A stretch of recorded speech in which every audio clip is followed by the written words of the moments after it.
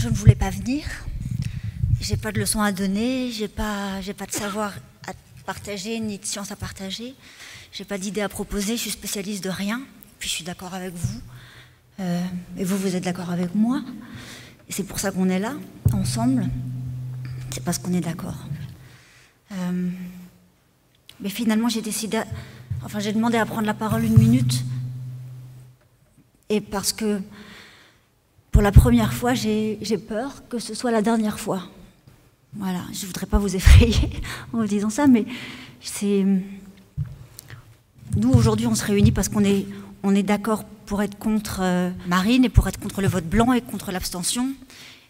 Et même si je ne sais pas s'il est encore possible au stade où on est de changer quelque chose et de faire comprendre aux gens qui n'ont pas envie de comprendre ça, que s'abstenir, c'est donner son vote au plus fort et que le plus fort aujourd'hui, c'est une plus forte et que c'est Marine. Je crois vraiment que voter blanc, ce n'est pas un geste de protestation, c'est un geste de renoncement.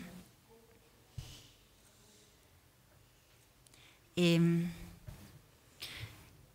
même si moi non plus, je ne fais pas des petits bonds de joie à l'idée de voter Macron, et même s'il n'était peut-être pas mon premier choix, comme on dit, ben aujourd'hui, je pense tout simplement qu'il n'y a pas d'autre choix.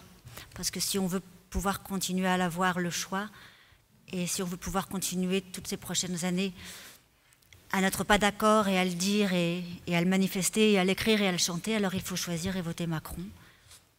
Et voilà, forcément, comme vous, moi, j'entends parler que de ça.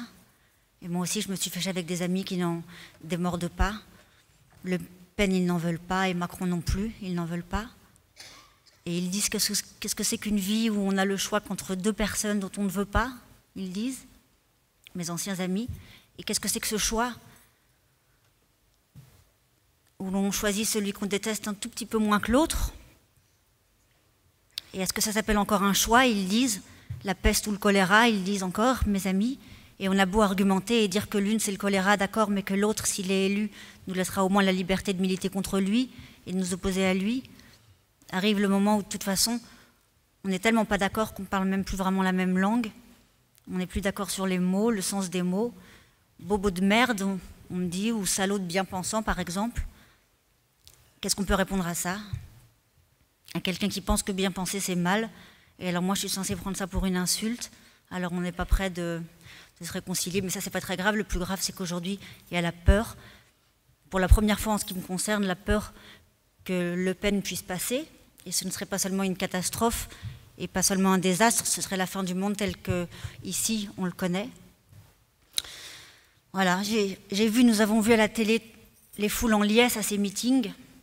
Et moi, j'ai cherché, en regardant dans cette foule, des éventuels figurants, des acteurs, peut-être, payés pour être là. Et j'en ai pas vu, il n'y avait que des gens contents d'être là, d'applaudir et de montrer qu'ils étaient contents et fiers d'être là, au meeting de la France française, qu'ils sont cette France-là.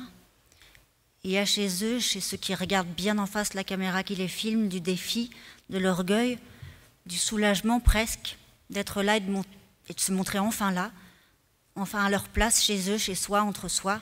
Et nous ici, on est rudement moins nombreux, mais on est peut-être aussi moins fiers. Mais les choses ont de toute façon déjà tellement changé.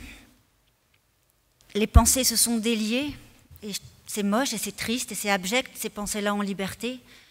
Et sur Instagram et sur Facebook, ces pensées ne sont plus forcément anonymes, elles prennent bien leurs aises dans la dégueulasserie. Et c'est du mal penser qu'ils veulent, c'est du mal parler, du mal faire du mal, et ils sont en train d'y arriver.